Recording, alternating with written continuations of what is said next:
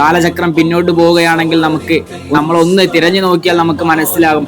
ചില ഉന്നത സ്ഥാനത്തുള്ള രാഷ്ട്രീയക്കാർ പറയുകയുണ്ടായി, അവരെ കൊണ്ട് ഒന്നിനും സാധിക്കില്ല, അവര് വെറും പാറ്റകളാണ് എന്ന്.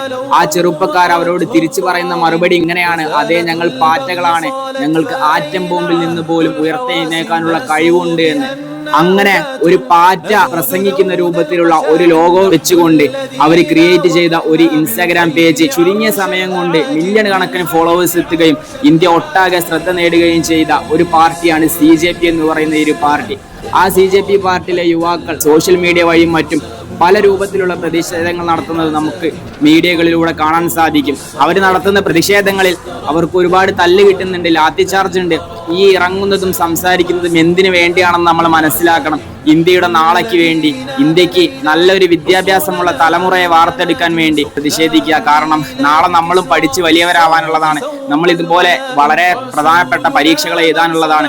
നമ്മൾ രാവും പകലില്ലാതെ ഉറക്കൊഴിച്ചിരുന്ന് പഠിച്ച് പരീക്ഷയ്ക്ക് പോകുമ്പോൾ പണം കൊടുത്ത് ചോദ്യ പേപ്പറിന് വിലക്കി വാങ്ങിയിട്ട് ആ ചോദ്യങ്ങളുടെ ഉത്തരം എളുപ്പത്തിൽ എഴുതി പോകുന്ന കുട്ടികൾ നമുക്കിടയിൽ ഉണ്ടാകുന്നൊരവസ്ഥ നമുക്കുണ്ടാകരുത്.